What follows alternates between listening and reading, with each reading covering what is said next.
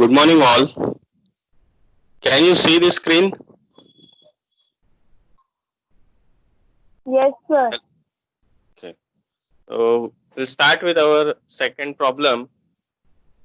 In last lecture, we have started with Thevenin's theorem, Norton's theorem, how it is useful to reduce your circuit into only two components, that is VTH and RTH. And in case of Norton's theorem, equivalent current source parallel with a equivalent resistor. So these theorems are used to reduce the circuit. Now we will see the next problem.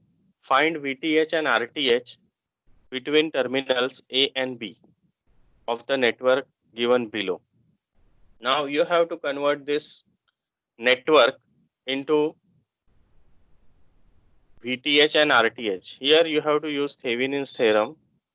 Okay, it is not mentioned in the question number 2. Find VTH and RTH means you have to find the Thevenin's theorem. You have to draw the Thevenin's equivalent circuit between the terminals A and B for this particular network. So first step,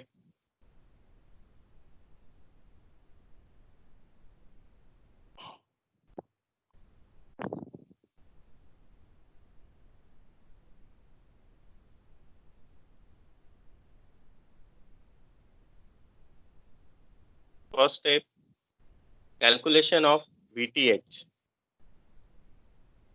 All of you see here, there is a dependent current source 2Ix, and Ix is flowing through this 2 ohm, which is given here.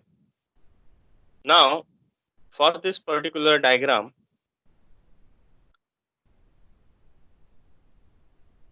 Ix is 0 because Ix is shown here. There is between point A and B, there is open circuit. So Ix will not flow through this particular from A to B. So Ix is equal to 0. That's why 2Ix will be 0. I have already told you this dependent sources are active all the time unless and until its control variable becomes 0. So here Ix is 0. That's why 2Ix is equal to 0. Since it is a current source, so it acts as a open circuit. Current 0 means it acts as a open circuit. Then your circuit becomes like this.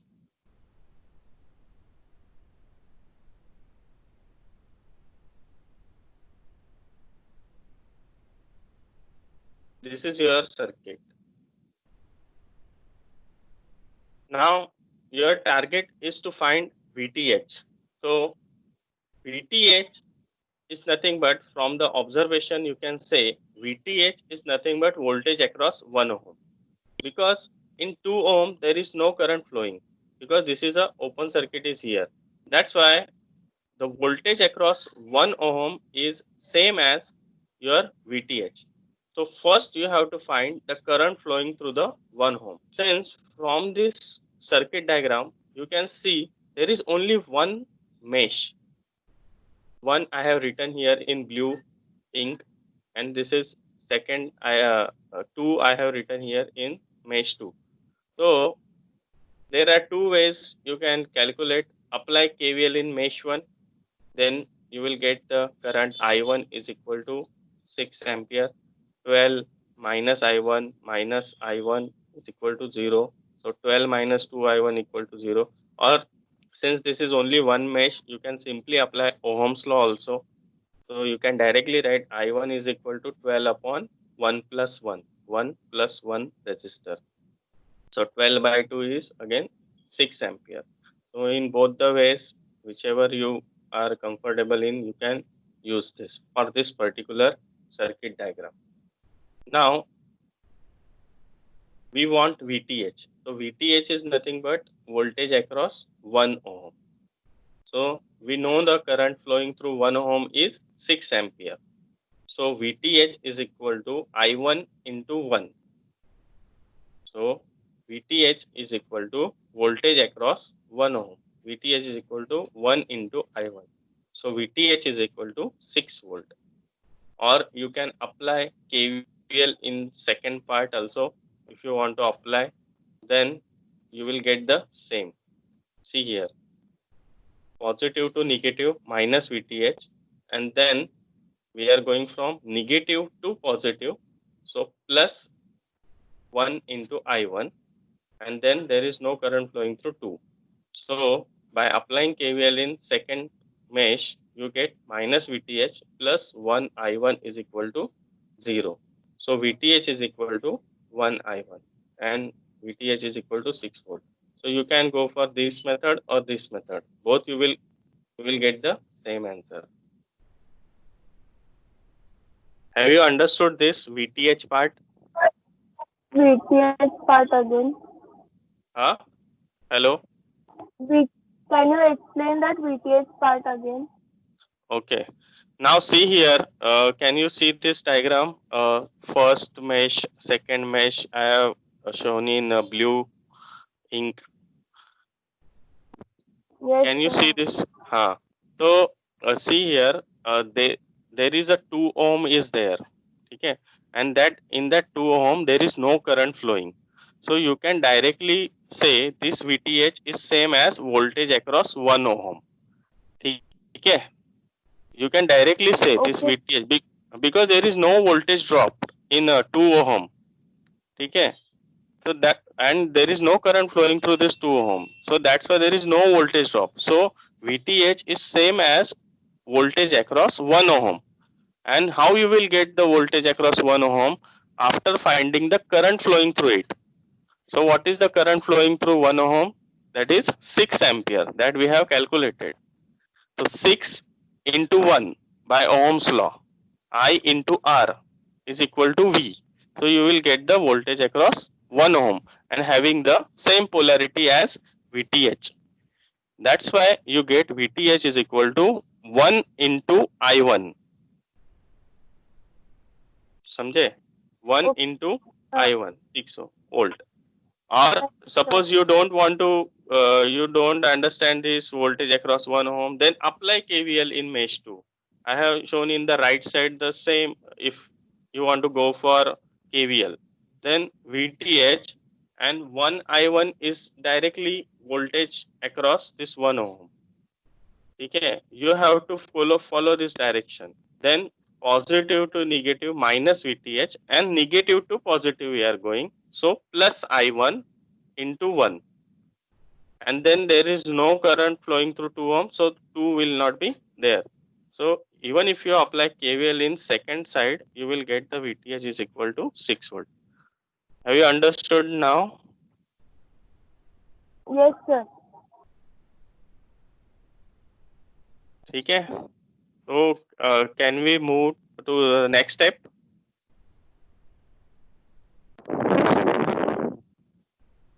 Can we move to next step?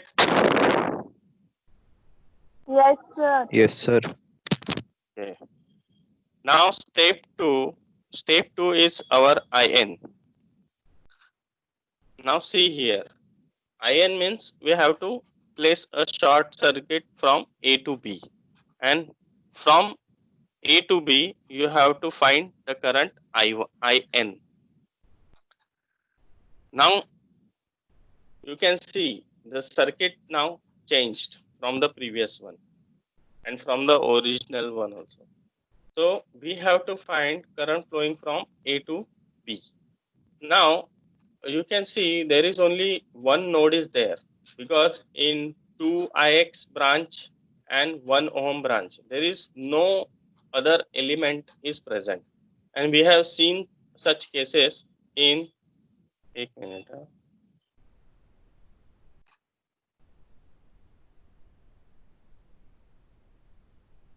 we have seen such cases in case of nodal analysis.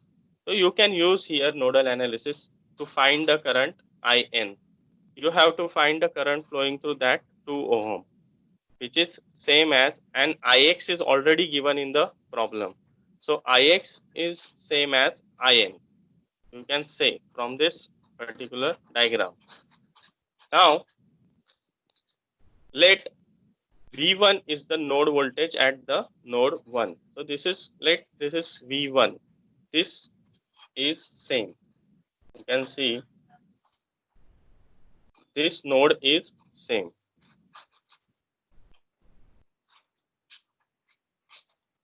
So here apply KCL. All the currents are leaving the node. Assume that all the currents are leaving the node. So I1, I2, I3, I4. I1 plus I2 plus I3 plus I4 is equal to 0.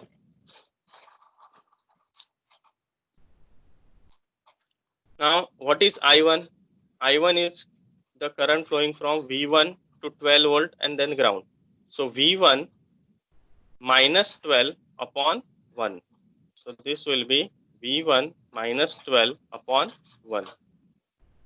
Then I2. I2 is opposite of 2Ix. So I2 is minus 2Ix. Then I3. I3 is going from V1 to ground. So this is V1 upon 1. And what is I4? I4 is going from V1 to ground. So V1 upon 2 equal to 0. So in this way,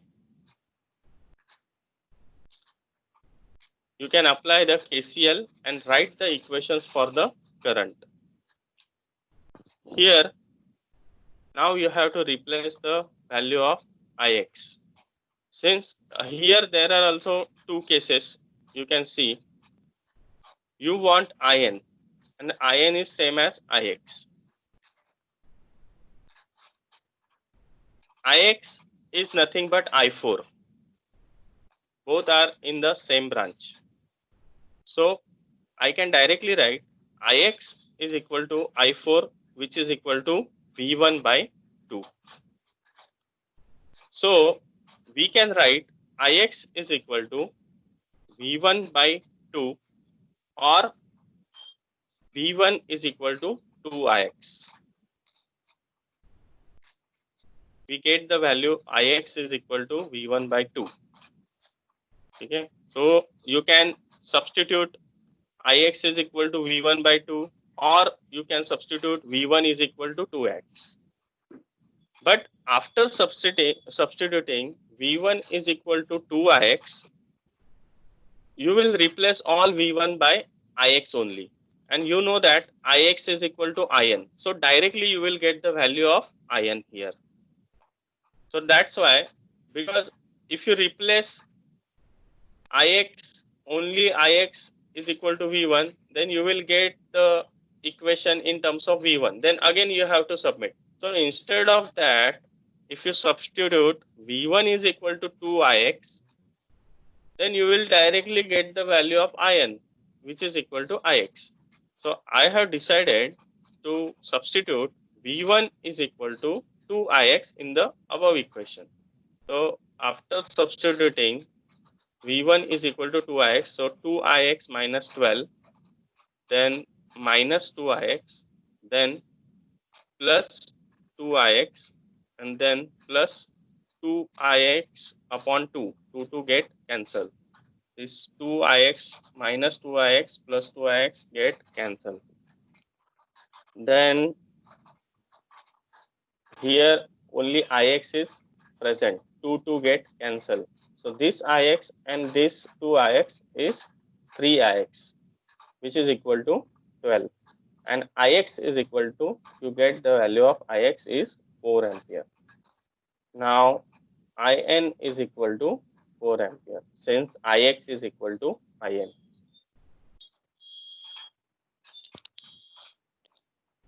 Have you understood this part? Yes, sir. Hello? Yes. Huh? Okay. So in this way, we find out the value of IN, which is flowing from A to B. That is Norton's current, you can say, or short circuited current ISC. It can also shown by ISC. Then step 3 is our RTH, VTH upon IN. 6 by 4 is 1.4 ohm. And step 4 is our Thevenin's equivalent. Since you replace the whole circuit which is left side of the A and B into two components. 6 volt and 1.5 ohm. So in this way, you can say Thevenin's theorem and Norton's theorem are used to reduce your circuit.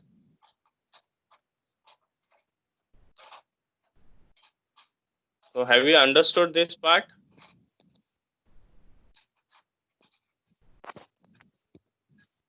Have you Yes, sir. understood? Okay.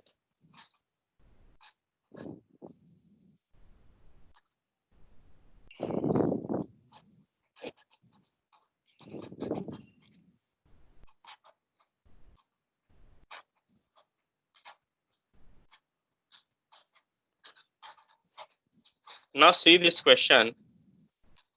Often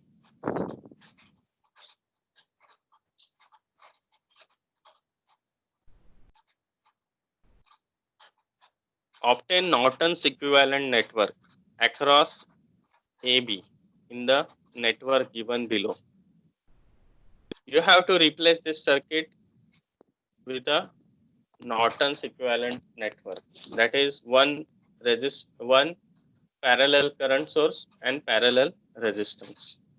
Same steps you have to follow. First, you have to find out VTH, then IN, then RTH, and then you have to replace this network by one current source and parallel resistance across A and B. Now you can see this is a part of a big network. This is a part of a big network. This is just a, you can assume this circuit is a part of a big network. You can see this is connected here. This is actually this is connected.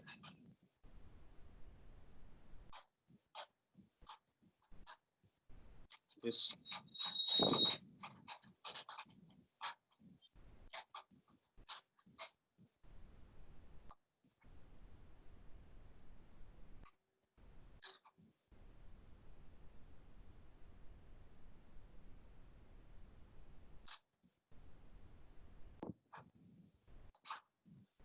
ठीक है तो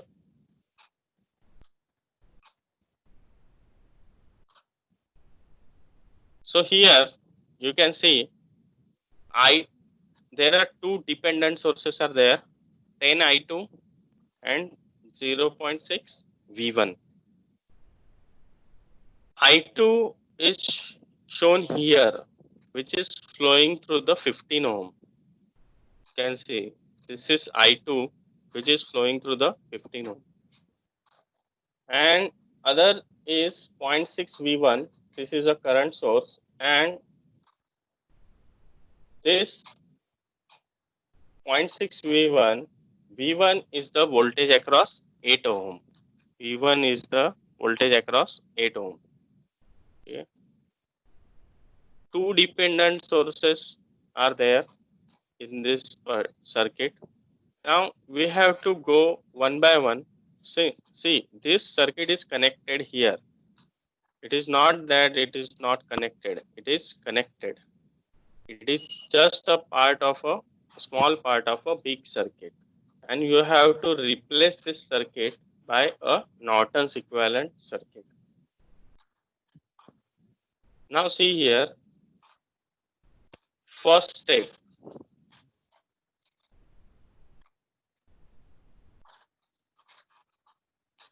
Our first step is calculation of VTH. VTH, place this AB. VTH you can see is nothing but voltage drop across 15 ohm. And what is the current flowing through the 15 ohm? I2. You can see from the observation 0.6 V1. I have shown in this blue ink direction. 0.6 V1 is the current source, and this current will flow in this direction only. This current will not go from second part of the network to the first part, और first part का कोई भी current second part में नहीं आएगा. But they are dependent, since they are a part, this circuit is a part of a big network, so they are depending on each other. This 0.6 V1 is depending on the voltage drop across 8 ohm. This 10 I2 is depending on the current flowing through 15 ohm. They are depending. But VTH, now you can see from the observation, 0.6 V1 is same as your I2. So I can write I2 is equal to 0.6 V1 because the same current is flowing in this particular direction and in that particular mesh. You can see in this blue ink. So I2 I can write is equal to 0.6 V1. Now what is VTH? VTH is again same as the voltage drop across 15 ohm. So VTH I can write 15 I2. If I know the value of I2 here, then I can replace VTH is equal to 15 into 0.6 V1, which is equal to 9 V1. Now V1 is present in the first part. You can see here V1 is the voltage across 8 ohm. So if you know the value of V1 or if you know the value of I2, you will get the value of VTH. So first you have to find out the value of V2, I2 and then V1. So have you understood this? How I have written these values I2, VTH? Yes, sir. Okay. Now see the first part of circuit. This is a first part of circuit and you can see here I have given this name node A and the voltage at this node with respect to ground is VA. So here you can say in our given problem it is given that V1 is the voltage across 8 ohm. So this V1 is same as VA. V1 voltage drop across 8 ohm is same as your node voltage. So we can write VA is equal to V1. V1 is equal to VA or VA is equal to V1. Now apply KCL at this node. KCL at this node. So I have assumed this I1, I2, I3. All the three currents are flowing, leaving the node. So I1 plus I2 plus I3. So what is I1? I1 is VA minus 15 by 5. What is I2? I2 is VA by 8. And what is I3? I3 is VA minus 10 I2 by 2. So after applying KCL at node A, I1 plus I2 plus I3 equal to 0. VA minus 15 by 5 plus VA upon 8 plus VA minus 10 I2 by 2 is equal to 0. Now from observation we know that VA is equal to V1 and what is I2? I2 is equal to 0.6 I1. This we got from our first observation. I2 is equal to 0.6 V1. That's why it is always important to write the observation first. Always you have to write your observation first for dependent sources. So I substitute the value of I2 is equal to 0.6 V1 and replace this VA is by V1. So this is my V1 minus 15 by 5 plus V1 by 8 plus V1 minus 10 into 0.6 V1. So this is denominator. In denominator I get 5, 8 and 2. You can write here 1 by 5, whatever the value is. 1 by 5 you get 1 divided by 5 is 0.2. So you can write 0.2 into V1 minus 15. 1 by 8 is 0.125 into V1, and 1 by 2 is 0.5 into remaining part. So, and you can also do like this, take a LCM of this 5, 8 and 2. So I got this 40, multiply and divide by 40. So 40 goes to the right side, then it will multiply by 0. So that right side part will be 0, and multiply each term by 40, so that denominator will be removed. So if you multiply first term by 40, then you will get 8. 40 divided by 5 is 8. So 8v1 minus 120. So here you can see 8 minus 120. And then 40 divided by 8 is 5. So 5v1. Then 40 divided by 2 is 20. So 20v1 and minus this 120v1. 10 into 0.6 is 6. And 6 into 20 is minus 120v1. So in this way, denominator part will be removed. This is my method. If you want to use 1 by 5, you can write 1 by 5 into v1 minus 15. 1 by 8 is 0.125. So 0.125 into v1. You can do in that way also. Whichever is your in your comfortable, you can use that. So after solving this, I got v1 is equal to minus 120 by 87. So I got the value of v1, and now I have already written value of VTH. VTH is nothing but 9 into v1. You can see here. First tree. VTH is nothing but 15I2. So VTH is nothing but 15 into 0.6 V1. So 9 V1. From equation number 3, you can directly write VTH is 9 V1. So 9 into minus 120 by 87. So this is minus 12.41. Have you understood this part?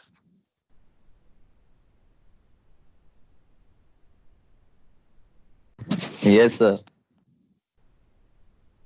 Okay.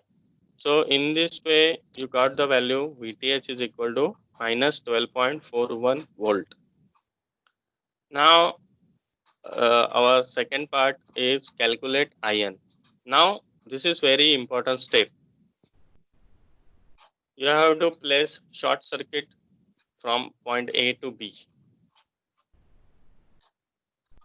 Now, because of this short circuit, no current will flow through this 15 ohm. And because of that, I2 is shown in the problem itself, that I2 becomes 0, because this 0.6 V1 will flow through AB directly. It will not go through the 15 ohm, because current is always finding the low resistance path.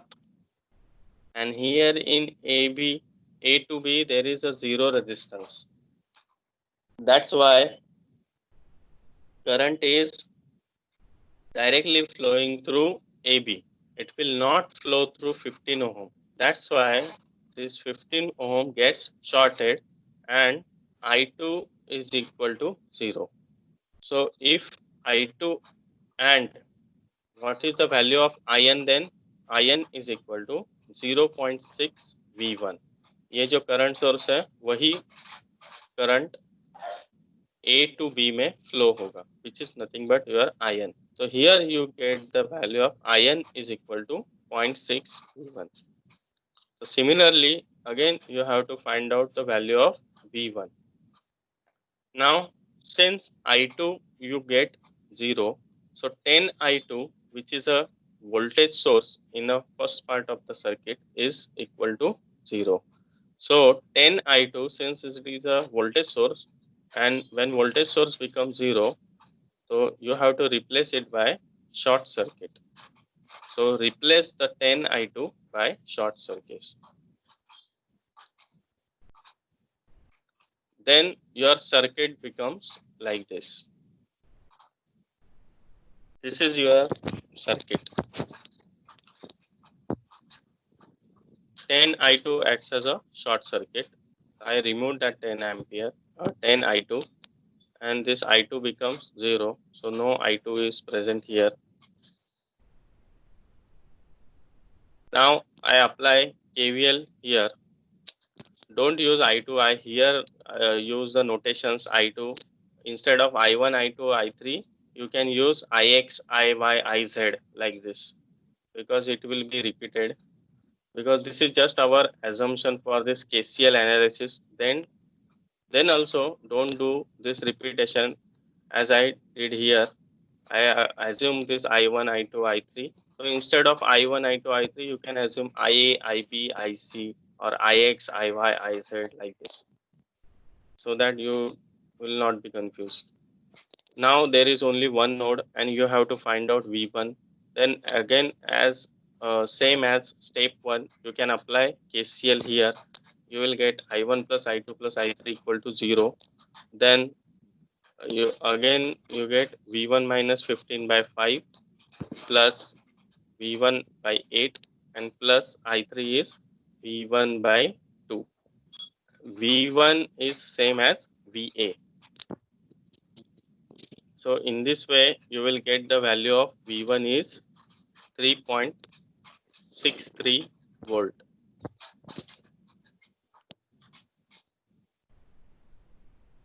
And your IN is, you can see here,